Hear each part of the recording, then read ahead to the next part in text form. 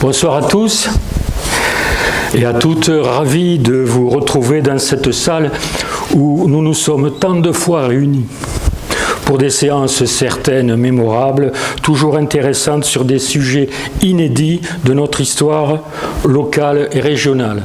Est-ce que vous m'entendez? Bien. Alors merci à Monsieur Robion, il a disparu, non il est là, d'avoir eu la mauvaise idée de me demander le sujet de ce soir.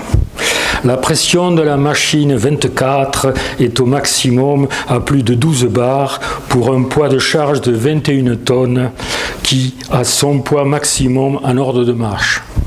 Vous saurez ce que cela veut dire quand nous aborderons les caractéristiques de la locomotive qui a desservi Belle-Pêche jusqu'à Castelnaudary. Merci aussi au service des archives de l'Aude qui me reçoit chaque fois avec attention et générosité dans cette grande salle, haute de plafond et de silence, on s'y sent bien et accompagné. À Monsieur Jean-Pierre Villespie, qui est l'organisateur de cette soirée, et puis à Sylvie Mariou pour les photocopies que vous avez trouvées sur votre siège. Ce soir, nous aurons une pensée émue pour Madame Danielle Nérin, qui était en 1980 la directrice des archives de l'Aude, lorsque cette histoire du petit train a commencé, du moins pour votre serviteur.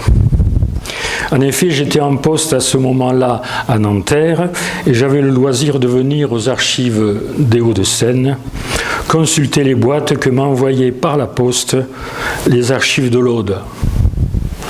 Par le truchement de ce courrier, j'ai pu rassembler une documentation importante de la série S, à l'époque, sur le petit train de la Piège.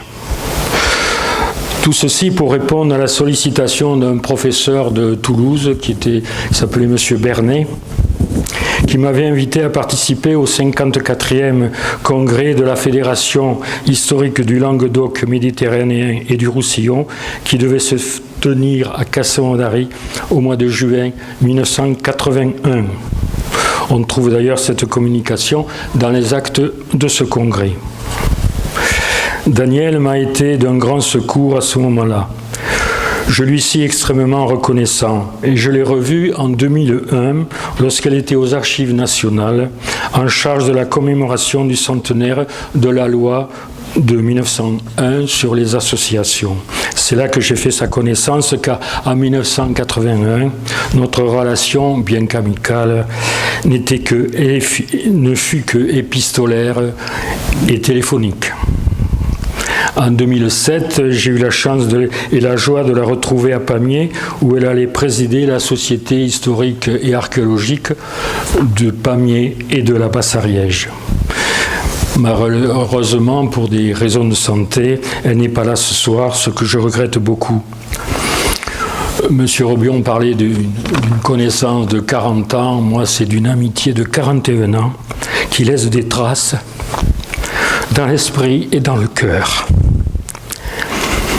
Merci Madame Nérin de m'avoir fait découvrir quelques secrets bien gardés et j'en conserve un souvenir ému. Venons-en au sujet de ce soir. Le petit train dans les collines et dans les vignes de l'Aude. Une histoire nécessairement écourtée car riche en événements et en réflexions de toutes sortes. Nous nous en tiendrons à l'essentiel dans ce voyage sur les routes du département de l'Aude. Voyons la page du titre. D'abord, le brassard de la receveuse de Plaigne, Madame Denat, qui tenait une épicerie café dans le village. On a la chance ce soir d'avoir Monsieur Burton de Plaigne. Est-ce que vous voulez bien venir avec ce précieux document Monsieur, vous allez nous expliquer. Monsieur Murton et de Plaigne, c'est un enseignant, c'est un Anglais, un sujet de Sa Majesté, mais il habite toujours à Plaigne et il a acheté la maison de Madame Denat qui était la receveuse de la gare de Plaigne. petit corrigé. Oui, je vous en prie. Vous m'entendez? Oui. Je vais raconter, c'est une surprise. J'ai eu 20 minutes à réfléchir un peu. Mais vous n'avez pas 20 minutes de parole, hein, parce non, que... non.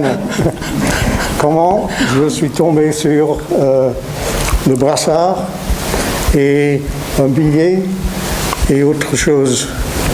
Et les formulaires pour le billet et le brassard, oui. Le brassard. Les couleurs de la compagnie Tramway à vapeur de l'Aude sont noires et rouges. Et là, vous avez donc le brassard, il se mettait... Ah, tant pis. La receveuse se le mettait, donc comme ça, sur le bras. Elle arrivait 15 minutes avant, et puis après, elle repartait 15 minutes après le départ du train. L'arrivée et le départ du train, voilà. Et il y a écrit TA, c'est-à-dire Tramway de l'Aude. Oui. On peut le faire circuler? Oui. Oui. Tenez, vous faites circuler. Allez-y. Vous avez d'autres documents? Ça, c'est la plus intéressante. Bon, après 12 ans de passer l'été en France en camping-car, dans notre famille, nous avons décidé d'acheter une petite maison comme maison de vacances. Bon, je vous tiens. Ouais. Et c'était à Plaigne qu'on a trouvé l'ancien café qui était à vendre. Madame Altigue, Annie, et ses frères. Et on avait l'intention de chercher quelque chose ailleurs, mais par chance, on a trouvé cette maison tout de suite, au début de nos vacances cette année-là. C'était en 1995. Et Lucienne, c'était la tante de Lucienne. Lucienne était toujours dans le café. Mais ça ne fonctionnait pas. C'est sa tante Berthe qui tenait le café. Et c'était en 1970 que Berthe est décédée et le café a arrêté. Mais qu'est-ce que ça va avoir avec notre histoire? Lucienne était là et on la voyait tous les jours porter des bûches pour sa cuisine. Et j'ai commencé à l'aider et brièvement, après 2 ou 3 ans, on était là en permanence définitivement. J'ai eu la chance de prendre la pré-retraite et j'aidais, et ma femme aussi donnait à manger. Et pendant quelques années, on s'est occupé d'elle et on n'a pas acheté la maison. Elle nous a légué la maison. C'était une surprise totalement pour nous. Et ça, c'était en 1998. Et s'il vous plaît, qu'est-ce que vous nous avez apporté? Ce que j'ai apporté, c'est le brassard. Oui, apparemment, Berthe, comme M. Armangro a dit, a raconté, elle mettait le brassard juste avant l'arrivée du train et descendait de Plaigne, du bourg, en bas, vers la station, la gare. Une photo après. Et quand on a trouvé qu'elle était décédée et elle nous avait légué la maison pour nous remercier pour l'attention qu'on avait faite.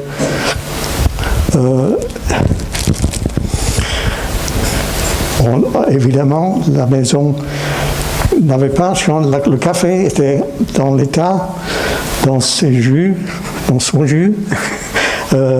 Et on a hérité tout. Et avec le temps, on a cherché ce qui restait et on est tombé sur le brassard. On ne savait pas ce que c'était. Mais et il y a des papiers que j'ai aussi, c'est pas la peine de les passer. C'est des formulaires pour commander les billets, pour enregistrer les colis qui étaient livrés, etc.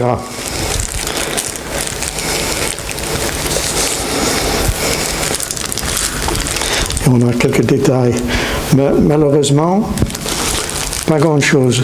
Lucienne, qui avait déjà, quand on la connaissait, elle avait déjà 80 ans et elle n'a pas retenu beaucoup d'histoires du village et du café. Mais, excusez-moi. On va en rester là. Oui, je pense. Je vous remercie. On vous remercie. C'est gentil.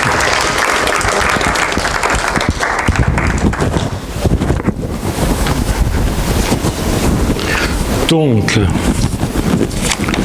nous voyons ce fameux brassard, une photo exceptionnelle de la loco 24 sur la voie au niveau du château de la commanderie de Plaigne. Le château, il est là. Mais vous le verrez à la fin plus en détail. Et puis la carte d'identité de Thérèse Vallès, qui était la receveuse de Pécharic et Le Py. On la connaissait, puisque vous la connaissiez aussi, parce que c'était la belle-mère de M. Fage, notre ancien vice-président. Un billet de transport délivré le 29 mai 1932 à Castelnaudary au prix de 6 francs 55 pour un trajet de Castelnaudary à Peyrefite.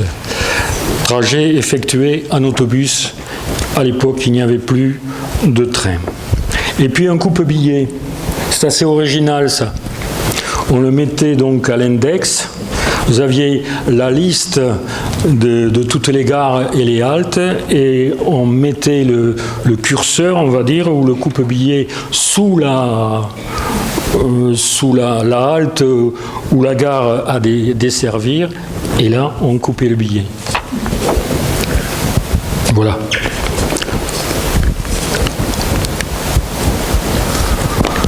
Voilà le plan de mon intervention. Ce qui est intéressant, c'est les sources. Deux études essentielles, celle de Martial Raspaud, qui est intitulée « Les travaux à vapeur de l'Aude » dans la revue des chemins de fer régionaux et urbains, qui date de 1982. C'est un numéro consacré aux travaux à vapeur de l'Aude. Et dedans, c'est une étude remarquable, technique évidemment, très technique, avec les plans de toutes les gares et puis des photos exceptionnelles. Et vous en verrez quelques-unes dans le diaporama qui suit. Et puis, un autre, c'est la desserte secondaire des pays de l'Aude par voie ferrée de M. Christian Lacombe, qui est un tiré à part des actes du congrès d'études régionales tenu par la Fédération historique de Languedoc méditerranéen, qui a eu lieu à Carcassonne en 1968. Et puis évidemment, les sources, c'est les archives départementales, l'ex-série S, qui est devenue maintenant la série W. Et tout le reste, je dis bien tout le reste, et je me prononce là-dessus, n'est que plagiat que l'on retrouve sur Internet. Bien, on va commencer.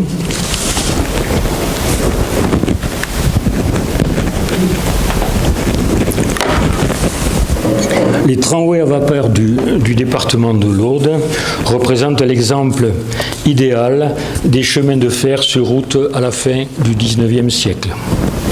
En effet, leur conception va au plus près de la dépense de premier établissement souhaitée par le Conseil général en cherchant autant que possible à suivre le maximum des routes, selon la citation de M. Cambriel, qui est agent envoyé en chef chargé d'un avant-projet en août 1893. Donc à la fin du XIXe siècle, le département était desservi par la diligence. Le transport des voyageurs et des marchandises était dans l'air depuis quelques années, faisant naître diverses propositions plus ou moins sérieuses. Mais avant, depuis le 22, je vous fais l'historique de tous les chemins ferrés de l'Aude. C'est une photo qui a été prise dans la gare de Toulouse, la gare Matabiau. Depuis le 22 avril 1857, la Compagnie du Midi livre à l'exploitation de bout en bout l'artère principale de son réseau de Bordeaux à Sète. Le 18 juillet 1858, la ligne Narbonne-Perpignan est ouverte et c'est une voie normale, c'est-à-dire dont l'écartement des rails est de 1435 mm. Pourtant, ce n'est pas suffisant, car très vite se forme un courant d'opinion pour qu'en tout lieu la voie de fer se substitue à la voie de terre. Il convient donc, pour éviter un isolement redouté des pays de l'Aude, de doter l'ensemble du département d'une desserte secondaire par voie ferrée sous la forme de lignes affluentes se raccordant à la grande artère de Bordeaux et de Sète. Voilà un petit clin d'œil à la cité et à Carcassonne. Et vous avez en bas, vous avez donc le train qui passe ici. Oh pardon, là, avec les wagons et la futaille. Alors pour que ce soit clair, un wagon c'est la marchandise et la voiture c'est pour les voyageurs. Alors le réseau secondaire, donc vous avez le réseau principal qui est ici, là, comme ça, et puis donc la descente sur Narbonne, et puis nous avons donc le tronçon, on commence par le tronçon de Cassan-d'Ary qui va jusqu'à Castres et à Mazamet, qui est ouvert le 16 avril 1865. La ligne Carcassonne-Limoux, vous voyez là, comme ça, jusqu'à Axat, d'abord jusqu'à Quillan, qui est ici, le 1er juillet 1878. Bram, Moulin-Neuf, par ici, et puis Lavelanet. Bram-Moulin-Neuf en 1898, Chalabre-Lavelanet en 1903, et puis Narbonne-Bise, ici, et Moux et puis jusqu'à Cône, c'est en 1887. Alors tout ceci, ça ne suffisait pas. Et donc le Conseil général chargea dans sa séance 26 août 1893, le service vicinal d'étudier le projet de réseau de tramway de telle sorte que tous les chefs de canton soient desservis.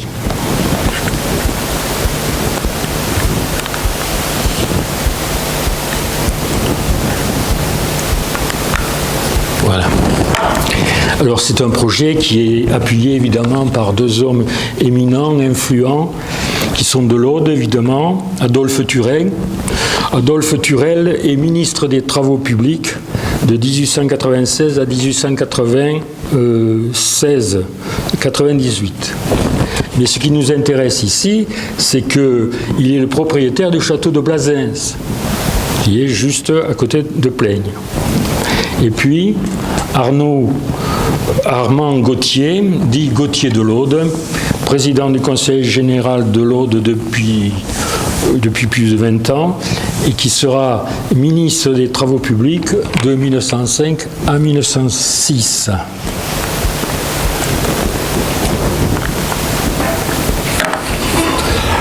Donc,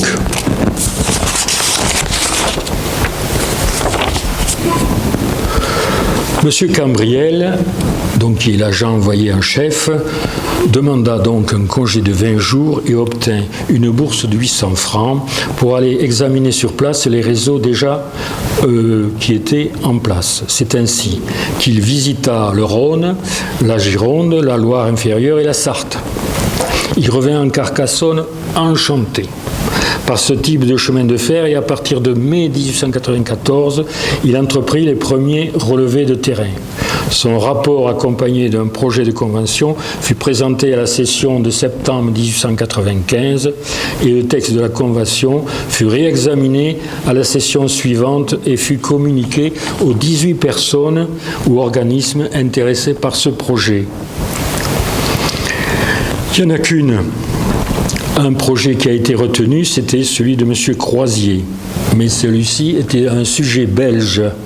Elle ne pouvait être acceptée, la loi interdisant toute personne étrangère.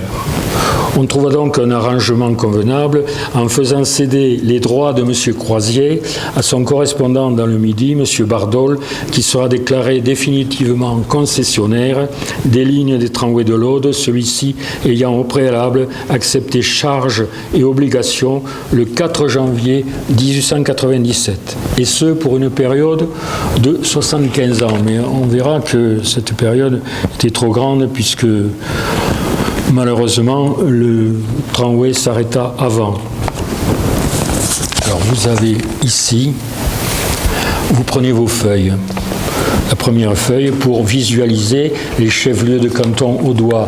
Et en même temps, vous verrez donc le tracé du réseau ferré des tramways à vapeur de l'Aude, en bleu.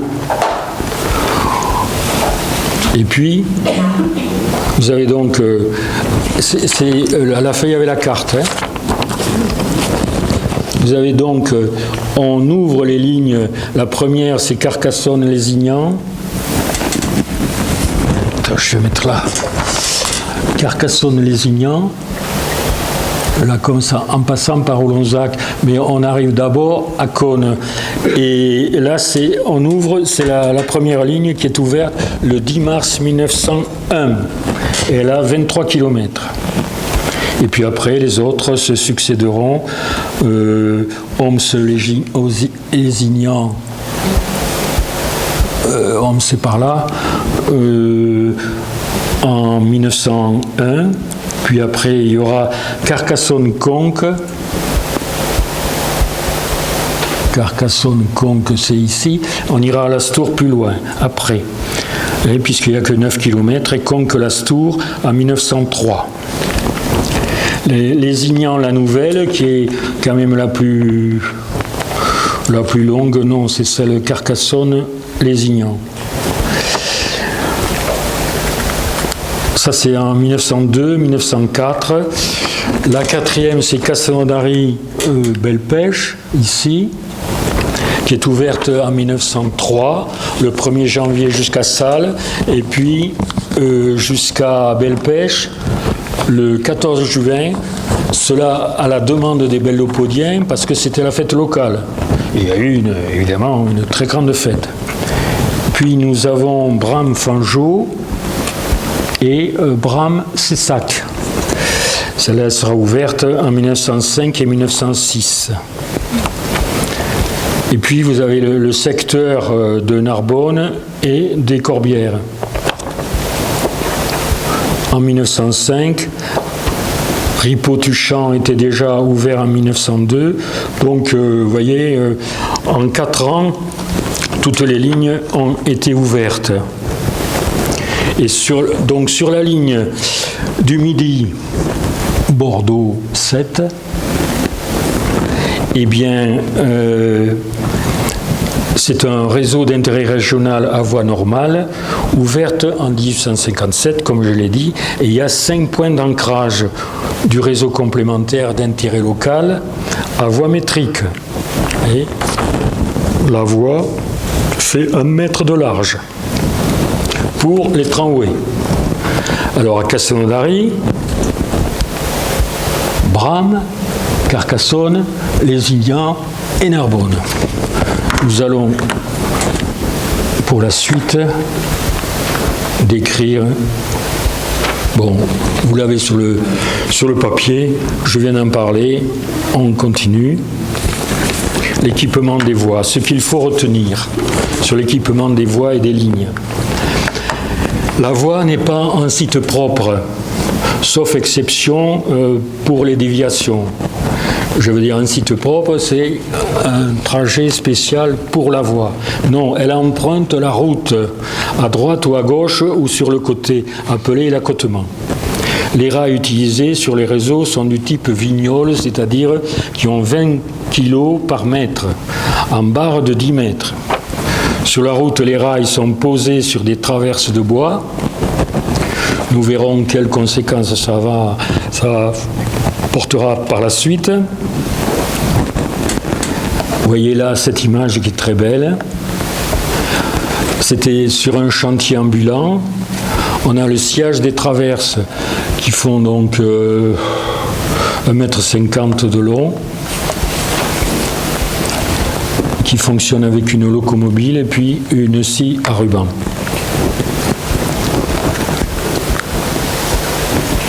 La voie, on pose là d'un rail noyé, c'est-à-dire sans saillie, sans contre-rail, sauf aux traverses des routes et des chemins. Dans les villages, les contre-rails furent mis en place à partir de 1918. L'accotement était constitué d'un ballast en gravier et séparé de la route par une bordure gazonnée. Évidemment, un roulage intensif, surtout pendant les vendanges, dégarnissait rapidement les rails pour les laisser plus ou moins en saillie, créant de nombreuses difficultés à la compagnie et notamment des accidents. Voilà un passage dans un village à Tuchan. Vous voyez comment ce sont des rails noyés. Mais vous voyez la gare de Belle-Pêche, vous avez des rails en saillie et évidemment il fallait les traverser, ce qui a créé d'innombrables accidents. Là.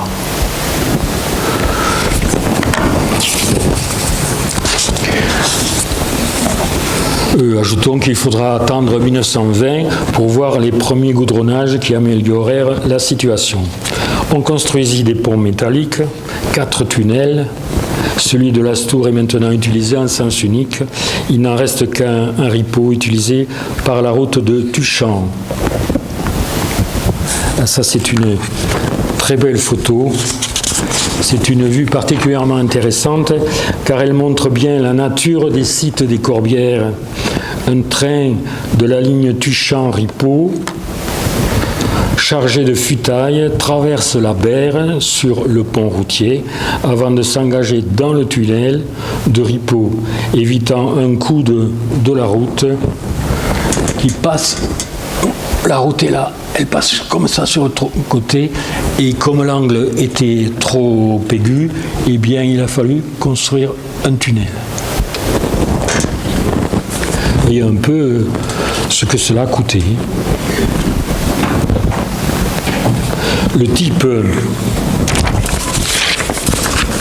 pour les gares, la plupart sont de type simple, c'est-à-dire à voie simple, double, évitement ou sur site propre ou sur route, des voies à tiroirs ou à plaque tournante, comme à Montoriol.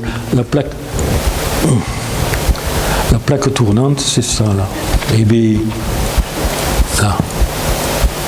Donc le train passait comme ça et on tournait d'un côté et de l'autre, sur le quai, ou alors c'était pour la remise au garage. Je vous fais grâce de tous les détails, hein. C'est simplement pour avoir une idée. Et puis, quant à la signalisation, elle n'était pas très développée, il suffisait de mettre un panneau simple, attention au train, comme par exemple ici. Et le panneau, il est là. Et le train, il passe ici, comme ça, et il revient comme ça.